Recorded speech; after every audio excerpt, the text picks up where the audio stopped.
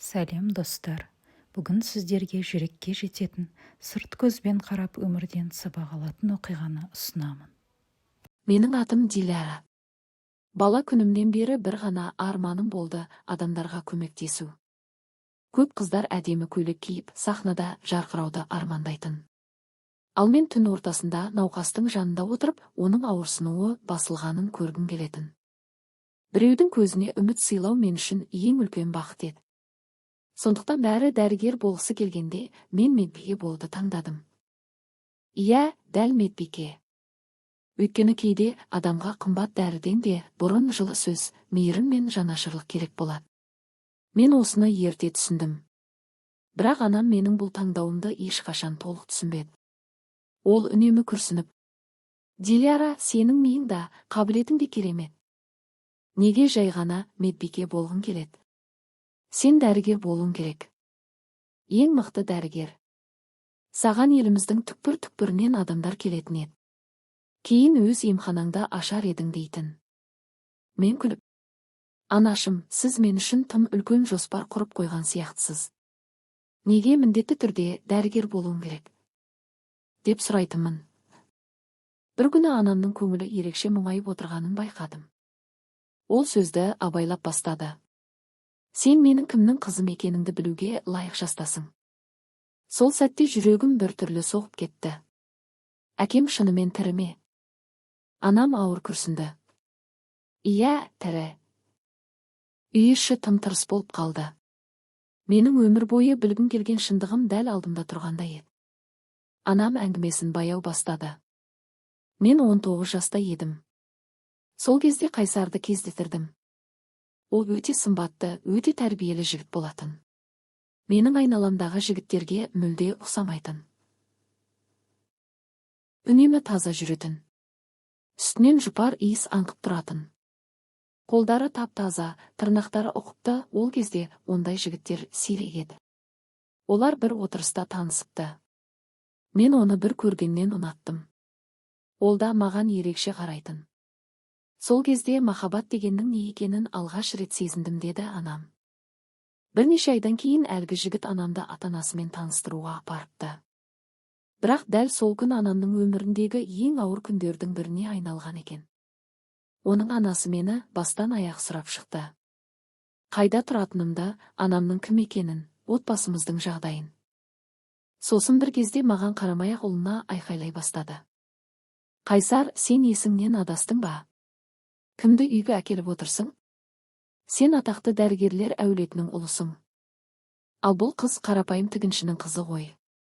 Анам сол сәтте әлі де сыпайы жымиып отырғанын айтты. Бірақ ішінен бәрі қирап жатқанын сезіпті.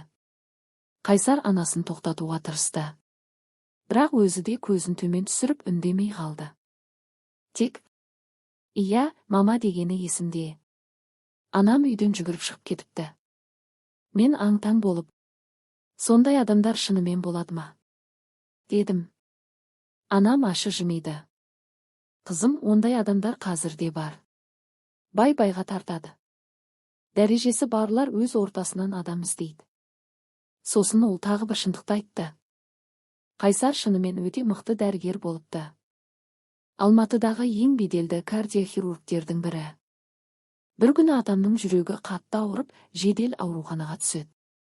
Дәрігерлер оған бұрыннан ота қажет екенін айтып жүрген екен. Бірақ атам қорқып, созып жүре берген. Сол күні жағдайы тым ауыр болыпты. Анам оны шұғыл түрде ауруханаға алып барған. Жарты сағаттан кейін дәлізге бір дәрігер шығып: «Жағдайы қиын. Қазір ота жасау қауіпті. Бірақ жасамасақ та мүмкіндік аз» дейді. Анам жылап жіберіпті. Сол кезде дәрігер оған мұқият қарап: «Ғазиза» депті. «Бұл Қайсар екен». «Ол менен». «Бұл сенің әкең бе?» деп сұрады. Мен үндемей басымды изедім. Сол сәтте екі қорқыныш қатар келді. Бірі әкемнен айырылып қалу қорқынышы. Екіншісі оның сен туралы біліп қоюы. Қайсар біраз үнсіз тұрып: «Мен ота жасаймын. Тек сен мені тас жүрек деп ойламасын» деген екен. Сол операциядан кейін атам тағы 10 жыл өмір сүріпті. Кейін оны тағы көрдіңіз бе? Деп сұрадым. Жоқ, енді көрмедім. Біздің өміріміз оның отбасына ешқашан сай келмейтінін түсіндім, деді анам. Мен анамның қолынан ұстап, онда ештеңе етпейді. Ол өз өмірімен, біз өз өмірімізбен.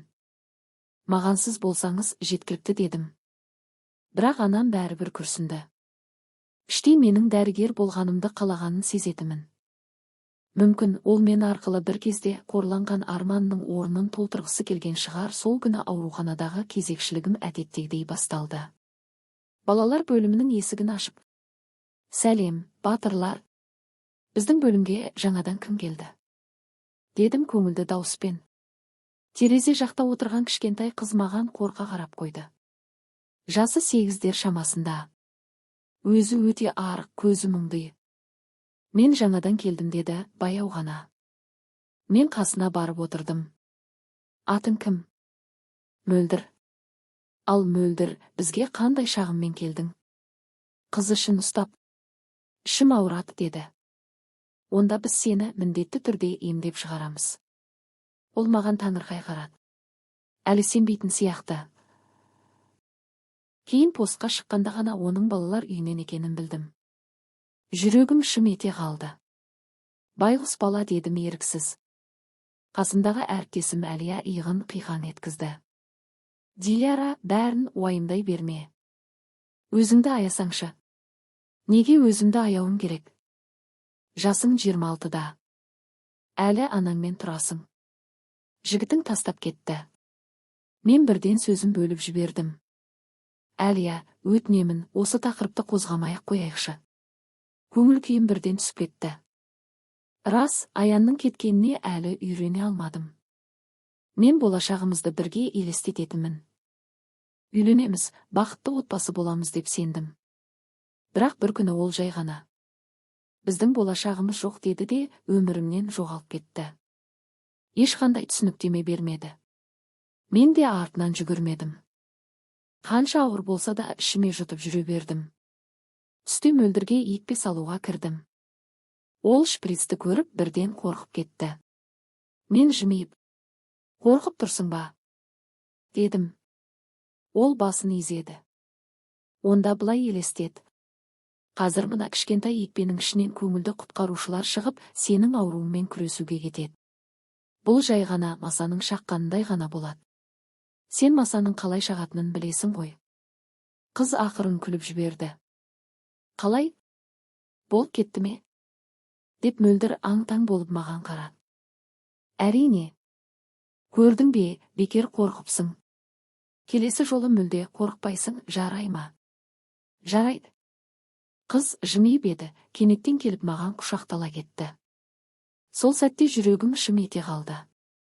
Кішкентай ғана баланың жылуға, мейірімге қаншалық зәру екенін сол құшақтан сезіндім. Қандай өкінішті. Осындай балаға ананың аялы алақаны керек қой деп ойладым ішімнен. Дәл сол кезде палатаға әріптесім Әлия бас сұқты. «Диляра, жүр, шай ішейік». Маған үйден бәліш әкеліпті. Мен Мөлдірдің басынан сипап: «Жалығып кетпе. Ертең саған қызық кітаптар алып келемін. Оқи аласың ба өзі?» деп сұрадым. Қыз бірден мақтанышпен: «Әрине. Мен сыныпта бәрінен жақсы оқимын», деді. Біз мейірбикелер бөлмесінде шай ішіп отырғанбыз. Сол кезде телефоным шырылдады.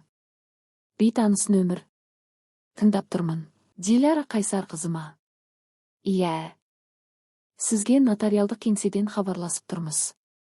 Мен мұқият тыңдап отырдым. Бірақ келесі сөздерді естігенде тіпті не айтарымды білмей қалдым.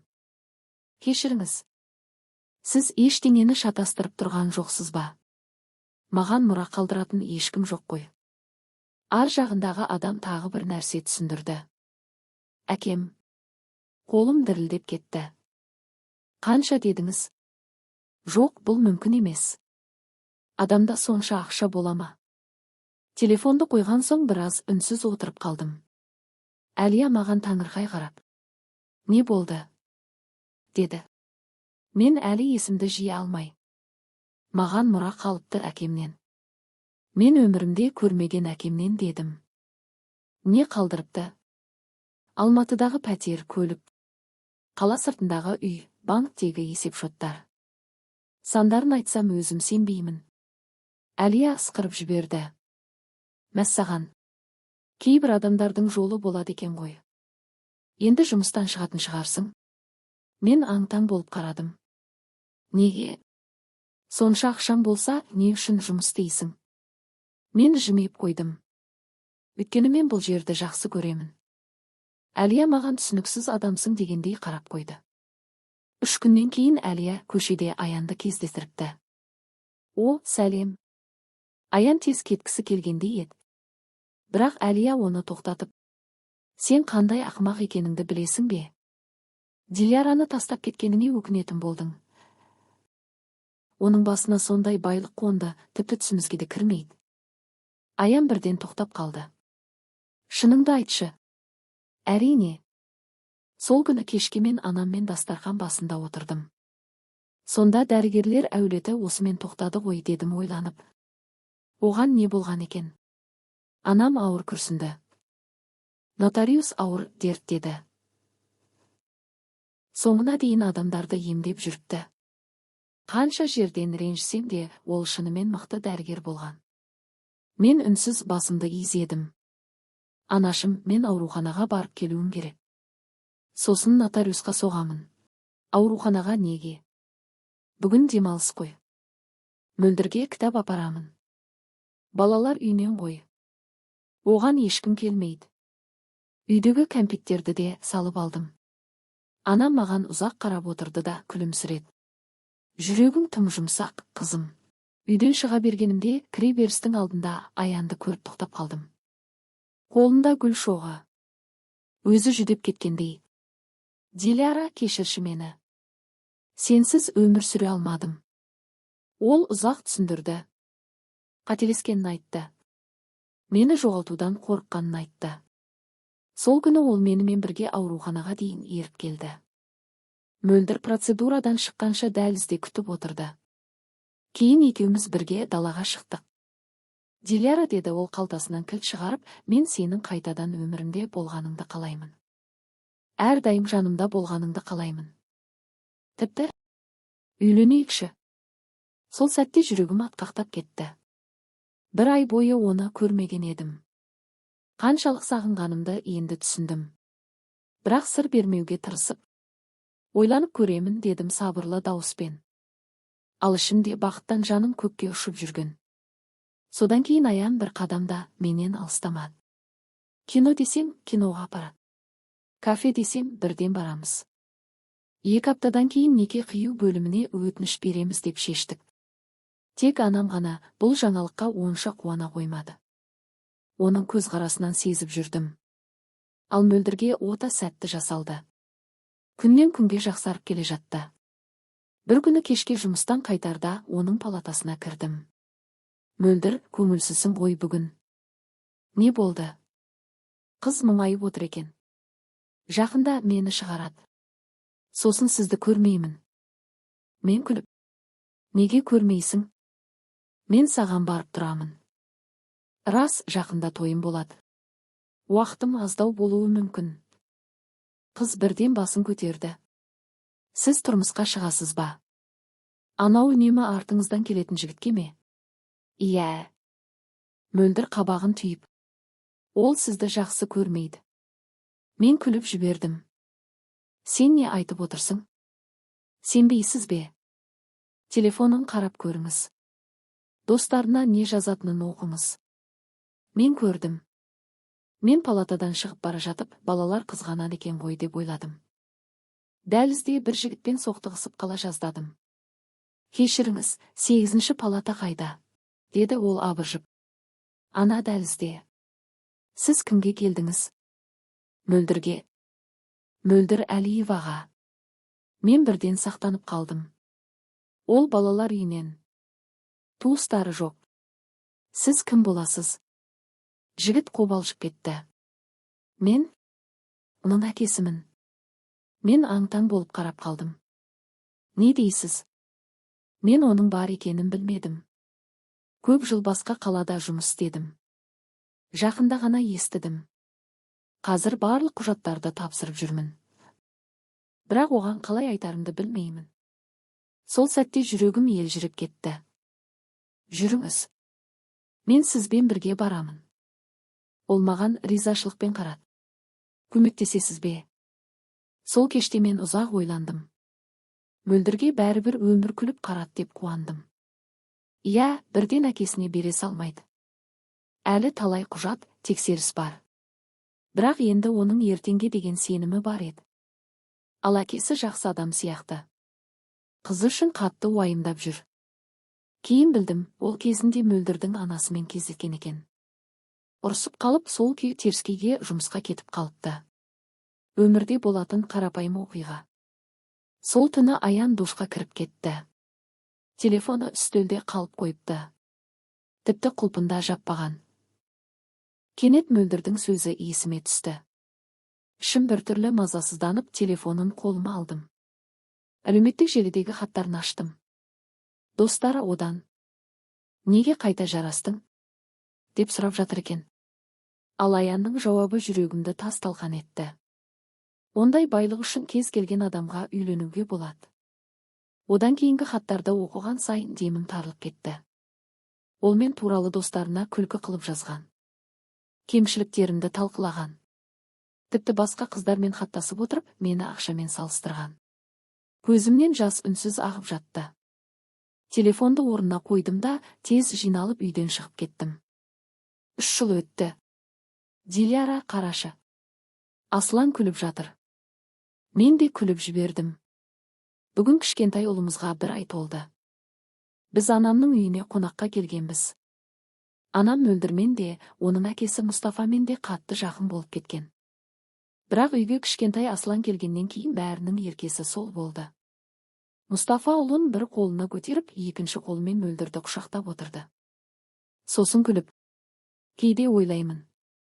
Сол күні ауруханаға 5 минут кешіккенімде Дилярамен кездеспейтін бе едім?» деді. Анам бірден: «Жоқ, бәрібір кездесер едіңдер». Неге? Өйткені сендер бір-бірлерің үшін жаралғансыңдар. Оны сырттан қараған адамда көреді. Тағдырдан қашып құтыла алмайсыңдар. Мұстафа жымиып қойды. Демек, бекер уайымдаппын. Мен күліп жібердім. Иә. Кейде өмір адамды ең ауыр сәттер арқылы өз бақытына алып келеді екен. Егер әңгімен ұнаса, каналға тіркеліңіз. Сонда жаңа әңгімелерді жіберіп алмайсыз.